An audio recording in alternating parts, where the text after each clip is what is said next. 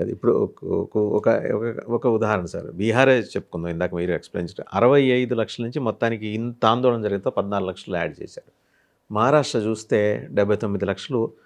ఏది పార్లమెంట్కి లేని వాళ్ళు అసెంబ్లీకి వచ్చేసారు హఠాత్తుగా. ఎక్కడి నుంచి వచ్చేసారు మరి వాళ్ళు? సో అదే క్రమంలో చూస్తే మరి ఆంధ్రప్రదేశ్ ఎన్నికల్లో కూడా ప్రొవిజనల్ ఓటింగ్ పర్సంటేజ్కి ఫైనల్ ఓటింగ్ పర్సంటేజ్కి 12.85% తేడా వచ్చింది. ఇప్పుడు ఎస్ఐఆర్ మీరు అన్నారు ఇందాక, వాళ్ళు ఇచ్చిన ఉత్తర్వుల్లో అన్ని రాష్ట్రాలకి వర్తిస్తుంది. ఎస్ఎస్ఆర్ ఉంది కానీ వాళ్ళు రాసుకున్న రూల్ బుక్లో ఎస్ఐఆర్ లేదు కదా. వాళ్ళు నిజంగా అమలు చేస్తే రేపొద్దున దక్షిణాది రాష్ట్రాలు, మరి వాళ్ళు కీలకమని భావిస్తున్న దక్షిణాది రాష్ట్రాల్లో కూడా ఇలాగే ఓట్ల తొలగింపు లేకపోతే ఓట్లు అదనంగా ఒక 70 లక్షలు 60 లక్షలు వచ్చి చేరటం జరిగే ప్రమాదం కనిపిస్తుందా? కనిపిస్తుంది. ఇప్పుడు మీకు 2019లో ఒక విషయం వెలుగులోకి వచ్చిందండి. కన్యాకుమారి లోక్సభ స్థానంలో మీకు కోస్తా ప్రాంత వాసుల ఓట్లు 1,80,000 చిల్లరండి, దగ్గర దగ్గర 2 లక్షలు. అందులో ఒక 30,000 ఓట్లను తొలగించారండి. తొలగించినట్టు వీళ్ళకి తెలియదు. వాళ్ళు మనం వేశారు కాబట్టి వాళ్ళు కూడా ఉంటుంది అనుకుంటారు. రాజకీయ పార్టీ దగ్గర కూడా ఉన్న లిస్టుల్లో ఉన్నాయి వీళ్ళ పేర్లు. వీళ్ళు వెళ్ళేటప్పటికి ఆ బూత్లో పోలింగ్ ఆఫీసర్లు పెట్టు కూర్చున్నటువంటి జాబితాలో ఈ పేర్లు లేవు. ఈ పేర్లు లేకపోతే వాళ్ళు గొడవ చేసేది ఏంటంటే మా పేరు, మీ పేరు లేకపోతే మేము ఓటు తీసుకోలేమని అన్నారు. బయటకు వచ్చేసారు. వచ్చేసి కొంచెం అలజడి చేశారు, పిటిషన్ పెట్టారు. మొత్తానికి పెడితే అక్కడ ఉన్నటువంటి రిటర్నింగ్ ఆఫీసర్, జిల్లా కలెక్టర్ ఉంటాడు మామూలుగా. జిల్లా కలెక్టర్ ఏం జరగలేదండి, అంత బాగానే ఉందండి, తీయలేదండి వీళ్ళు ఏదో చెప్పాడు ఆయన. అంటే ఇది దాటవేద్దాం. ఇంకొకటి తర్వాత వీళ్ళు ఏం చేశారు, సీఈఓని కలిశారు. సీఈఓ కలిస్తే నాకు 2 రోజులు టైం ఇవ్వండి, నేను ఎంక్వైరీ చేసి చెప్తాను అని చెప్పి ఆయన ఎంక్వైరీ చేసిన తర్వాత ఆయన తేల్చింది ఏంటంటే, వీళ్ళతో చెప్పింది ఏంటంటే, మీరు అనుకున్నట్టుగా 30,000 కాదండి, దగ్గర దగ్గర 15,000-20,000 పోయి ఉంటాయి అన్నాడు.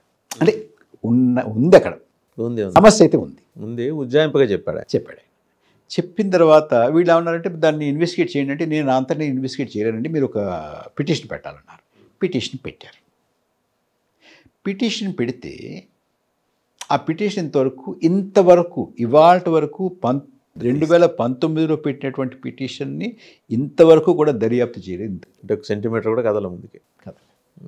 మరి ఏమన్నారు దాన్ని? మీకు పిటిషన్ పెడితే యాక్షన్ ఉండదు, సమాచారం ఉండదు. ప్రతిపక్ష నాయకుడు అడిగితే మీరు ఎఫిడవిట్లు ఇవ్వాలంటున్నారు. ఆ తర్వాత ఇప్పుడు మేం చేసిన వర్క్ ఏమిటంటే, నేను చెప్పిన డేటా అంతా వాళ్ళు మీకు చెప్తున్నటువంటిదంతా కూడా ఎన్నికల సంఘం యొక్క వెబ్సైట్ నుంచి తీసుకున్నటువంటిది. మేము మా అంతటి మేము పరిశోధన చేసి తీసుకొచ్చింది ఏమి కాదు. వాళ్ళ వెబ్సైట్లో ఇవాళ ఇప్పుడున్నటువంటి డేటా చెప్తున్నాను నేను. మీకు ప్రతిపక్ష నాయకుడు రాహుల్ గాంధీ గారేమో ఇంకొక మార్గంలో చూశారు. ఆయన ఓటర్ లిస్టుల ద్వారా వెళ్ళాడు. మేము పోలింగ్ డేటా తీసుకున్నాం. ఆయన తీసుకుని ఆయన కనిపెట్టింది ఏమిటంటే, ఒక ఇంత చిన్న గదిలో 100 మంది ఓటర్లు, చాలామంది ఓటర్ల ఇంటి నెంబర్ 0, చాలామంది ఓటర్లు 103, 104 సంవత్సరాల వయసు ఉన్నటువంటి వాళ్ళు ఉన్నారు. ఇంకా చాలామంది ఓటర్లు వాళ్ళ తండ్రి పేరు, భర్త పేరు, ఆడవారైతే భర్త పేరు, XYZ ABCD EFGH అలాంటివి. అదే కొంతమంది ఓటర్ల తండ్రి పేరు లేకపోతే భర్త పేరు ఎలక్షన్ కమిషన్ ఆఫ్ ఇండియా అని పెట్టారు. కొంతమందివి ఈ రాష్ట్రంలో ఆ రాష్ట్రంలో కొంతమందివి ఒకే రాష్ట్రంలో ఒకే నియోజకవర్గంలో 3 చోట్ల 4 చోట్ల. ఇన్ని అవకతవకలు ఉన్నాయి అనేటువంటి మాట చెప్తే, ఇవన్నీ కూడా ఎఫిడవిట్లో ఇవ్వండి అంటారు. అంటే వాళ్ళు కనుక అంటే అలా విశ్వసనీయత పట్ల ఎంతో శ్రద్ధ ఉంటే వాళ్ళు ఏం చేయాలంటే, ఇలా అన్నావా, మేము ఒకసారి దీన్ని కాస్త ఇన్వెస్టిగేట్ చేసి మీరు చెప్తానా. ఇంకా ప్రెస్ కాన్ఫరెన్స్ జరుగుతుండగానే వీళ్ళు ఇక్కడి నుంచి రిజాయింట్స్ ఇవ్వడం మొదలు పెడితే అర్థం ఏంటండి? అంటే సార్ మీరు ఇంత స్టడీ చేశారు కదా, మీరు కానీ మీకు తెలిసిన సంస్థలు కానీ ఇండివిజువల్స్ కానీ ఎలక్షన్ కమిషన్ ఆఫ్ ఇండియాని ఈ ప్రొవిజనల్ ఓటింగ్కి ఫైనల్ ఓటింగ్కి ఉన్న ఆ తేడా గురించి అడిగితే అస్సలు సమాధానం లేదు. మీరు అడిగారా? అడిగాం అసలు ఎన్ని మెమోరాండమ్స్ ఇచ్చాము సివిల్ సొసైటీ నుంచి. అసలు ఎక్నాలజ్మెంట్ కూడా ఇవ్వరండి. మమ్మల్ని ఆ గేట్ల లోపల కూడా రానివ్వరు. అక్కడ పడిగాపులు పడితే ఆ సెంట్రీ దగ్గర ఒక చిన్న తీసి ఇవ్వండి కాగితం ఉంటాడు అంతే. ఆ చిన్న గేట్ లాంటిది ఒకటి తీసి. అంటే అంత జవాబుదారీ లేనితనం, అంత లెక్కలేనితనం, అంత గోప్యం. నువ్వు ఏం చేసుకుంటావు చేసుకో. ఇప్పుడు ప్రతిపక్ష నాయకుడు అడిగిన దానికే దిక్కు దివాణం లేనప్పుడు మీరు నేను అడిగితే మమ్మల్ని ఎందుకు పట్టించుకుంటారండి? ఇవాళ పరిస్థితి అలా ఉంది. కానీ ఇలా ఉండేది కదా దొరికిన ఎన్నికల సంఘం. ఎన్నికల సంఘం ఒక లెటర్ రాస్తే, మీరు 2 పేజీలు లెటర్ రాస్తే దాని అనుమానాలు వ్యక్తం చేస్తూ 5 పేజీలు ఎక్స్ప్లెనేషన్ ఇచ్చేవాళ్ళు ఉన్నాయి. వెరీ అలాంటివి వెరీ ట్రూ. 10-15 ఏళ్ల క్రితం వరకు ఎన్నికల ప్రక్రియ జరుగుతున్నప్పుడు ఒక్కొక్క ఫేజ్ తర్వాత ఏదైనా ఒక ముఖ్యమైనటువంటి ప్రకటన చేయాల్సి వచ్చినా, లేకపోతే ఏదైనా చెప్పాల్సి వచ్చినా, తెలియజేయాల్సి వచ్చినా కాన్ఫరెన్స్ పెట్టేవాడు. ఇప్పుడు అసలు ప్రెస్ కాన్ఫరెన్స్ పెట్టడం లేదు కదా ఎన్నికలు జరుగుతున్నప్పుడు. ఇప్పుడు ఎస్ఐఆర్ గురించి ఏదో 2 సార్లు పెట్టారని, అది కూడా ఏ రకమైనటువంటి సమాచారం కూడా జనానికి స్థిరమైన ఆలోచన లేదు. తొలగించిన ఓటర్ల లిస్ట్ ఇవ్వమంటే ఇప్పటి వరకు ఉన్న 5 కోట్ల మంది ఓటర్ల లిస్ట్ చెతుక్కోమని అంటాం ఎంతవరకు కరెక్ట్ అండి? అది కూడా మెషిన్ రీడబుల్ కాదు. ఇప్పుడు మెషిన్ రీడబుల్ అంటే మీరు కంప్యూటర్కి ఫీడ్ చేస్తే ఆ పేర్లు ఏమిటో చెప్తుంది మీకు. వీళ్ళు ఏమంటారంటే అలాంటిది ఇస్తే ఇప్పుడు ఇలా మార్చడం కుదరదు. It's only read only, it's not right provision లేదు దానికి. Read only document. ఇది మీరు మామూలుగా అమీర్పేటలో ఉన్నటువంటి ఏ కంప్యూటర్ సంస్థకి వెళ్ళినా చెప్తారు మీకు అది ఏది రీడబుల్, ఏది రీడబుల్ కాదు, ఏది ఎడిటబుల్ కాదని, ఏది రైటబుల్ కాదని చెప్తారు కదా. మెషిన్ రీడబుల్ అంటే it is not machine writable. అది సో ఆ రకమైన చిన్న తారతమ్యం కూడా మనకు తెలియదు అనుకుని ఎలక్షన్ కమిషన్ వాళ్ళు మన మీద ఇట్లాంటి అబద్ధాలు చెప్తుంటే అసలు ఏం ప్రజాస్వామ్యం అంటే ఇవ్వటం ద్వారా కూడా లేనిపోని అనుమానాలు వాళ్ళకెందుకు క్రియేట్ చేయాలి, ఇవ్వకూడదు అని భావించి కూడా ఇచ్చుండకపోవచ్చు కదా. అలా కాదండి, ఏం అనుమానం అండి అసలు మీకు వాళ్ళ పర్సెప్షన్లో ఎలక్షన్ కమిషన్ అంతే కదా. అంటే అసలు మనం రేపు పొద్దున్న ఒక ప్రశ్న అడగడానికి కూడా మనకి ఏ ప్రాతిపదిక ఉండకూడదు. అదే అంచేత మీకు ఒక పార్లమెంట్ నియోజకవర్గంలో ఒక అసెంబ్లీ స్థానానికి సంబంధించినటువంటి ఓటర్ లిస్టుని అధ్యయనం చేయడానికి లీడర్ ఆఫ్ ద అపోజిషన్ ఒక పెద్ద 30-40 మంది టీం పెట్టుకుంటే సంవత్సరం పట్టిందండి. మరి మొత్తం 543 నియోజకవర్గాల్లో చేయాలంటే ఏం చేయాలి మనం? ఇంపాసిబుల్ అది. అంచేత అంటే ఇప్పుడు మీకు సమాచారం అనేటటువంటిది జనానికి చేరకుండా ఉండడం వారి ఉద్దేశం అండి. అంటే మమ్మల్ని ఎవరు కూడా సమాచారం ప్రాతిపదిక మీద ఎవరు ప్రశ్న అడగకూడదు, మమ్మల్ని నిలదీయకూడదు, మా ఇష్టం వచ్చినట్టు మేము చేసుకుంటాము.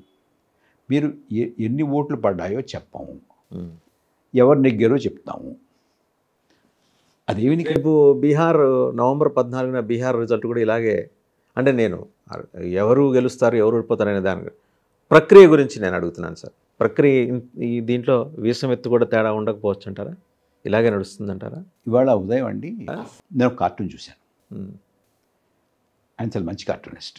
ఆయన ఆ కార్టూన్ ఏం చేశాడంటే ఎలక్షన్ కమిషన్ ప్రెస్ కాన్ఫరెన్స్ జరుగుతుంది, బయట ఒక ఆయన ఏం చేతను ఈ ప్రెస్ కాన్ఫరెన్స్లోనే ఎవరి దగ్గర చెప్పేస్తే వదిలిపోతుంది కదా అన్నాడు. ఎన్నికల షెడ్యూల్ అనౌన్స్ చేయడానికి పెట్టిన ప్రెస్ కాన్ఫరెన్స్ అది ఇతను అంటున్నాడు అనమాట. ఈ టెన్షన్ లేకపోతే ఎవరు అయిపోతుంది కదా, మళ్ళీ ఇంకో ప్రెస్ కాన్ఫరెన్స్ దానికి చెప్పేచ్చు కదా అంటున్నాడు. అంటే మీకు జర్నల్లో ఇవాళ ఎన్నికల అభిప్రాయం ఏర్పడి. సో నేను ఇప్పుడు బీహార్ ఎన్నిక ఏమవుతుందంటే జనం ఓటు వేస్తే వాళ్ళ మనోగతం బ్యాలెట్ బాక్స్లో ప్రతిబింబిస్తే ఏమవుతుందో అదొకటి. అసలు బ్యాలెట్ బాక్స్కి మన మనసులో ఉన్నటువంటి దానికి సంబంధమే లేకపోతే ఇప్పుడు డెమోక్రసీలో ఒకటే ప్రిన్సిపల్ వాసు గారు, I should be able to vote. When I vote it should be recorded as I voted. It should be counted as recorded. నేను ఓటు వేసేటటువంటి అధికారం అవకాశం ఉండాలి. Highly intelligent. నేను వేసినటువంటి ఓటు నేను ఎవరికి వేద్దాం అనుకుంటున్నానో అలా రికార్డు కావాలి, వాళ్ళకే పడాలి. వాళ్ళకే పడాలి. అలా అలా రికార్డ్ అయింది లెక్కించాలి. అసలు ముందేమో ఓటర్స్ని తొలగించడం, ఓటు హక్కు లేకుండా వినియోగించుకునే అవకాశం లేకుండా చేయడం, 2 వీవీప్యాట్స్ కాల్ చేయడం, 2 కాల్ చేయడం, తర్వాత ఏ రికార్డు ఇవ్వకపోవడం. 3. అసలు నేను వేసిన ఓటు నేను వేద్దాం అనుకున్న వాళ్ళకి పడిందా లేదా కూడా నాకు సాక్ష్యం లేదు. పడింది అనుకుందాం, పడినట్టుగా లెక్కిస్తున్నారా లేదా కూడా నాకు నా దగ్గర ఆధారం లేదు. వాళ్ళు చెప్తున్నారు అంతే, ఇన్ని ఓట్లు పడ్డాయి. ఇంకోటి మీకు మనకి 543 స్థానాలండి. 542లో ఎన్నికలు జరిగాయండి. సూరత్ యునానిమస్ అయింది. దానికి మళ్ళీ వస్తాను నేను. ఆ 543లో 538 అండి, 542 అండి. 542లో 4 స్థానాల్లో వాళ్ళు డిక్లేర్ చేసినటువంటి ఫైనల్ ఫిగరు, కౌంటింగ్లో ఉన్నటువంటి ఫైనల్ ఫిగర్ ఒకటేనండి. మిగతా 538 స్థానాల్లో 538 స్థానాల్లో సుమారు 176 స్థానాల్లో వాళ్ళు ప్రకటించిన దానికన్నా లెక్క పెట్టింది ఎక్కువ అండి. మీరనేది ప్రొవిజనల్ ఓటింగ్ పర్సన్. ప్రొవిజనల్ కాదు, ప్రొవిజనల్ అది వేరే లెక్క, అది వేరే లెక్క. అసలు కౌంటింగ్ ఎంతగా ఇప్పుడు మెషిన్ ఓపెన్ చేస్తాను, కౌంటింగ్ ఓపెన్ చేస్తారండి. ఓపెన్ చేసినప్పుడు ఇంత పోలైంది అంటాం కదా ఆ బూత్లో. చిన్నది మీరు మెషిన్ నుంచి వచ్చినటువంటి నంబరు ఎక్కువ అండి. మిషన్ ఇక్కడ ఉంటే ఇక్కడ నుంచి తీసే లోపల మారిపోతుంది ఫిగర్. ఓకే, అది 176 కాన్స్టిట్యున్సీస్లో. మిగతా 353 ఎంతో ఉన్నాయి కదా, వాటిల్లో తక్కువ అండి. సో మొత్తం దేశంలో 4 నియోజకవర్గాలు తప్ప 538 నియోజకవర్గాల్లో పోలింగ్ జరిగినటువంటి నియోజకవర్గాల్లో ఎక్కువ కానీ తక్కువ కానీ ఓటు. ప్రొవిజనల్ ఫైనల్ ఒకటి, అది వేరే లెక్క. అది వేరే లెక్క, ఇది వేరే లెక్క. అంటే ఇక్కడ తేడా ఉంది, అక్కడ తేడా ఉంది, పోలింగ్ దశల్లోనూ తేడా ఉంది. కానీ ఇంత పెద్ద వ్యవస్థ నిర్వహించాలంటే ఎంత ఇంటెలిజెంట్ నెట్వర్క్ పనిచేసి ఉండాలండి. ఇంటెలిజెన్స్ లేకపోతే ఇచ్చేయలేరు. ఇప్పుడు వెల్ ఆర్గనైజ్డ్ ఇంటెలిజెంట్ నెట్వర్క్. ఇప్పుడు మంచి బ్రహ్మాండమైనటువంటి దొంగతనాలు ఎలా దొరుకుతాయండి? తెలివితక్కువ చేస్తారా? అవ్వదు కదా, తెలివితక్కువ వల్ల అవ్వదు. Highly intelligent, planning, technology, execution, మెటిక్యులస్గా ఉండడం, ట్రైనింగ్, దానికి ఇవన్నీ జరిగితేనే కానీ అవ్వదు. మీకు ఇప్పుడు చాలామంది ఏమంటారంటే, ఏమయ్యా మరి తెలంగాణలో కాంగ్రెస్ నెగ్గింది, బీజేపీ నెగ్గేయచ్చు కదా ఇలా చేసుకుంటే, ఎందుకు చేసుకోలేదు? కర్ణాటకలో ఎందుకు చేసుకోలేదు? జార్ఖండ్లో ఎందుకు చేసుకోలేదు అంటారు. దానికి నేను చాలామంది రాజకీయ పార్టీలు కూడా మాట్లాడారు, మనం ఇక్కడ నెగ్గాం కదా అక్కడ నెగ్గలేదంటే వాళ్ళే అంటున్నారు, మరి నెగ్గినప్పుడేమో బాగానే ఉంటుంది, నెగ్గకపోతేనేమో ఇందులో ఏదో తేడా ఉందంటారా, ఇది డబుల్ స్టాండర్డ్స్ కదా అంటారు. మంచి ఆర్గ్యుమెంటే. కానీ ఇప్పుడు మీకు క్యాసినో తెలుసు కదా, ప్యాకెట్ అనుకుందాం, ప్యాకెట్ అనుకుందాం, చూస్తూనే ఉంటాం కదా సార్, చూస్తుంటాం. ఇప్పుడు ప్యాకెట్లో ఎలా ఉంటుందంటేనండి, ప్యాకెట్లో మనం ఆడతాం, ఒక ఆట నెగ్గుతాం, ఒక ఆట ఓడిపోతాం, 2 ఆటలు ఓడిపోతాం, ఒక ఆట నెగ్గుతాం. అంటే నెగ్గి ఓడి వస్తుంటే ఏమవుతుందంటే మనకి నెగ్గుతామనేటువంటి ఆశ ఇంకా అలా సజీవంగా ఉంటుంది. ఇప్పుడు ఆడిన ప్రతిసారి ఓడిపోయావనుకో, మన్నాడు ఆడలేవు. మళ్ళీ రావాలంటే ఒకటి నెగ్గుతూ ఉండాలి, ఒకటి ఓడుతుండాలి. కానీ మొత్తానికి చూసుకుంటే మాత్రం మీకు లాస్, నాకు లాభం. You are the loser. So ఇప్పుడు జరుగుతుంది అది. జార్ఖండ్ చిన్నది, నువ్వు తీసేసుకో, వాడికి ఇచ్చేద్దాం. మహారాష్ట్ర నాకు ముఖ్యం, తెలంగాణ ఇచ్చేసేయి. హర్యానాలో రైతులు ఉద్యమం చేసేటువంటి ఢిల్లీలో రాకుండా అడ్డుకోవాలంటే మనకు హర్యానా కావాలి, అంచేది హర్యానా తీసుకో. ఇట్లాగా ఒకటి ఇవ్వడం, ఒకటి తీసుకోవడం, ఇవన్నీ ఒకటొకటి ఇచ్చుకుంటూ లోక్సభ తీసేసుకో మొత్తం. అంటే స్టాటిస్టిక్స్లో పర్మిటేషన్స్ కాంబినేషన్ ఖచ్చితంగా అంత తెలివితేటలతో చేస్తున్నటువంటి దోపిడీ ఇది. అంటే ఎన్నికల దొంగతనం అన్నమాట ఓట్ చోరీ. ఓట్ చోరీ.